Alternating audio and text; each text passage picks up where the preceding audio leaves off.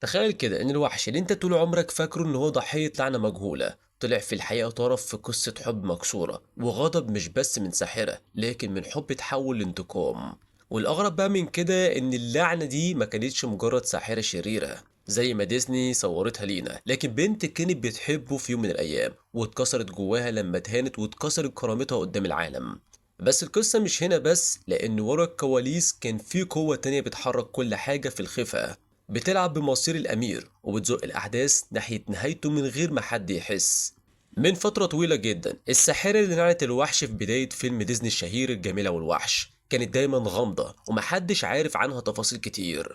لكن ده اتغير لما سيرينا فالنتينو نشرت الكتاب التاني من سلسلة أشرار ديزني تحت عنوان ذا بيست وذين. الكتاب ده مش بس ادى تفاصيل أكتر عن حياة الأمير قبل ما يتحول للوحش اللي شفناه في الفيلم، لكن كمان كشف سر كبير جدا عن الساحرة، ومع السر ده ظهر تفصيلة مهمة عن دور الغيرة والانكسار العاطفي في اللعنة اللي غيرت حياة الأمير في الليلة المشؤومة دي. وقبل ما نغوص أكتر في التفاصيل ما تنساش لو أنت أول مرة على القناة تعمل سبسكرايب شير كومنت لك عشان خاطر يوصلك كل جديد أول بأول، ويلا بينا نكمل مع بعض. واحد من أكتر الحاجات المثيرة في القصة دي هو إنك بتشوف حياة الوحش قبل ما يتحول المخلوق اللي اتعرفنا عليه في فيلم ديزني الكلاسيكي، وبصراحة هو في البداية كان نفس الأمير المغرور والمتكبر اللي أنت ممكن تتوقعه. كان أناني ومش بيحترم غير الناس اللي من طبقة نبيلة أو ليهم مكانة عالية في المجتمع، وأي حد أقل منه كان بالنسبة له ولا أي حاجة. وده حتى كان بينعكس على الشخص اللي حبه قبل ما يقابل بيل، لأن حسب القصة بتاعت سيرينا هو كان بالفعل مخطوب للي في النهاية طلعت هي اللي هتلعنه. بس هو ما كانش يعرف إنها ساحرة أصلا، وما كانش مدرك إن الألم اللي سببه ليها هو اللي خلاها تلعنه اللعنة اللي كادت حرفيا تنهي حياته. بدل ما يتم تقديمها من البداية كساحرة، القصة عرفتنا بيها كبنت جميلة تسمى سيرسي، واللي الأمير ما كانش يعرف أصلا إن سيرسي دي جاية من عيلة فقيرة جدا، وكانت عايشة وبتشتغل في مزرعة خنازير، وده طبعا ما كانش مناسب خالص للمعايير بتاعته المتعجرفة عن المرأة المناسبة للأمير، لأنه كان مغرور لدرجة كبيرة جدا. لكن الغريب بقى إن رغم كل ده في البداية العلاقة بينهم كانت ماشية كويس جدا وكل حاجة كانت شكلها طبيعي، لحد ما قدر العدو المعروف يقتحم حياتهم ويقلب كل حاجة حرفيا ويخلي سيرسي تكشف عن حقيقتها. فواحدة منهم هنا كانوا بيظهروا في كل واحدة من القصص اللي سيرينا فالنتينو كتبتها عن أشرار ديزني. والفكرة هنا إن سيرسي ما كانتش لوحدها، كان عندها 3 أخوات ساحرات أقوياء جدا زيها كمان، واسمهم روبي ومارسا ولوسيندا، بس على عكس سيرسي اللي كان فيها جزء من الطيبة وكمان الإنسانية. اخواتها ال3 دول كانوا أقسى وأشرس بكتير منها، ومش بيترددوا كمان يستخدموا السحر بتاعهم في إن هم يأذوا الناس. وده بيشرح ان اللعنة اللي اتفرضت على الامير ما كانتش مجرد لحظة غضب عابرة وخلاص على كده، لكن كانت نتيجة ألم وغضب متراكم، وفي قوة سحرية كبيرة وراها بسبب عيلة كاملة من الساحرات. بمعنى أوضح، الرواية هنا بتقدم فكرة مختلفة تماما عن اللي شفناه في الفيلم بتاع ديزني الأصلي، لأن بدل ما اللعنة هنا تبان كعقاب مباشر من ساحرة مجهولة مثلا، لا القصة هنا بتخليها نتيجة قصة حب فاشلة وكمان غدر وإهانة كبيرة، وكل ده اتجمع في النهاية علشان خاطر يعمل اللعنة اللي حولت الأمير في النهاية للوحش. زي ما بيحصل في باقي كتب سيرينا فالنتينو ضمن سلسلة الأشرار، كانوا دايما لهم دور مظلم وشرير في أغلب القصص، وده كان واضح جدا في القصة دي كمان. الإخوات الغريبة دول كانوا غاضبين جدا من الطريقة اللي الأمير عامل بيها أختهم الصغيرة سيرسي، زي أي إخوات طبيعيين لازم يحموا بعض، ولكن بدل ما يردوا هنا الإهانة بإهانة فقط، لا قرروا هنا إن هم يقلبوا حياته حرفيا كلها.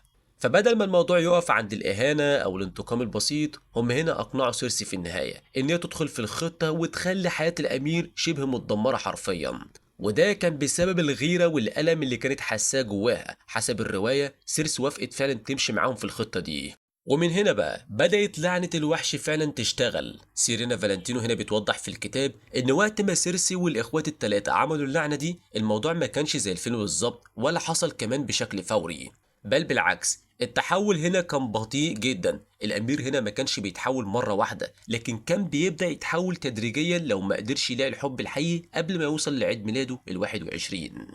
ومش بس كده كمان، هما كمان سابوا ليه وردة ومراية. الورد كان بيشتغل كأنه عداد وقت بيقرب نهايته، والمراية كانت دايما بتفكره هو بيبقى ايه وبيتحول لايه. مع الوقت الأمير هنا بدأ ياخد اللعنة بجد لما لاحظ إنه بيكبر وبيتغير بسرعة بشكل غريب، وهنا بدأ الرعب الحقيقي. وفي نفس الوقت سيرسي واخواتها كانوا بيراقبوه باستمرار وبيشوفوا تأثير اللعنة عليه لحظة بلحظة، ومع زيادة خوفه وجنونه كمان قرر انه يحاول يكسر اللعنة بطريقته، فخطط انه يتخطب لأميرة تانية اسمها تشولاب. ولكن المحاولة دي فشلت تماما، ولما شاف ان اللعنة لسه شغالة عليه قلب الطاولة على تشولاب واتهمها كمان انها ما بتحبوش بجد، وطردها كمان من المملكة دي. وبعدها بفترة قصيرة حصلت مواجهة شبه عنيفة بينه وبين غاستون أثناء رحلة سيد، وده كان السبب اللي خلاه يقفل على نفسه تماما، ومع الوقت تحوله الوحش اكتمل بشكل نهائي. لكن رغم كل ده يعتبر كده ما كانش نهاية العذاب، بالعكس الألم اللي سببه لسيرسي فضل يطارده حتى بعد ما تحول للوحش. والمفاجأة إن اللعنة ما وقفتش هنا، بالعكس كانت لسه مكملة في الخلفية، لأن الأخوات دول فضلوا يتدخلوا في حياته من غير ما سيرسي نفسها تعرف. هما ما كانوش ناويين يسيبوه يلاقي مثلا السعادة بسهولة، وبدأوا كمان يحركوا كل حاجة حواليه علشان خاطر يضمنوا إنه يفشل في إيجاد الحب الحقيقي.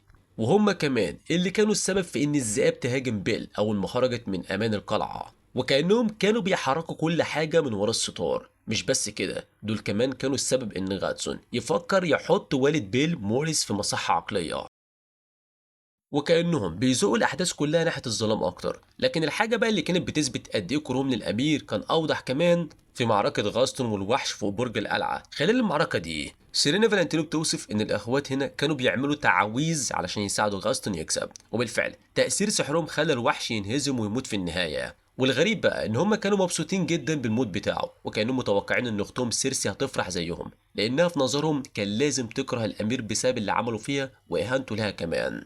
لكن اللي حصل كان عكس توقعاتهم تماما. سيرسي رغم انها كانت جزء من اللعنة من البداية ومع انها اتأثرت بيهم، الا ان ده ما خلاهاش تبقى شريرة زيهم. بالعكس لما عرفت ان اخواتها كانوا بيتدخلوا وبيفسدوا كمان اللعنة غضبت جدا. اللحظة دي كانت نقطة تحول كبيرة، لأنها بدل ما تكمل في طريق الشر بدأت تميل ناحية الخلاص والتغيير كمان، وده أثبت إنها مش شريرة زيهم. بعد موت الوحش ده على إيد جاستون، سيرينا بتوضح إن اللي رجعه للحياة كانت سيرسي نفسها. بدل ما تكون فرحانة بموته زي إخواتها كده عادي، استخدمت هنا سحرها ورجعته للحياة، وكمان كسرت اللعنة وسمحت ليه إنه يرجع لشكله البشري كأمير تاني.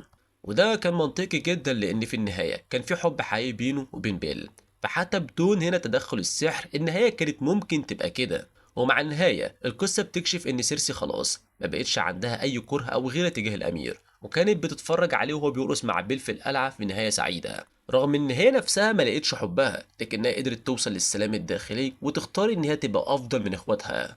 فكالعادة بقى هستنى رأيك في الكومنتات، هل الأمير فعلا كان يستاهل اللعنة بسبب اللي عمله في سيرسي، ولا الغضب والغيرة اللي عندها هي واخواتها كان وصلهم لحد أبعد كمان من اللازم؟ فبس كده، لو انت بقى اول مره على القناه وصلت لحد هنا ما تنساش سبسكرايب شير كومنت راك عشان خاطر يوصلك كل جديد اول باول، واشوفكم الفيديو اللي جاي. سلام.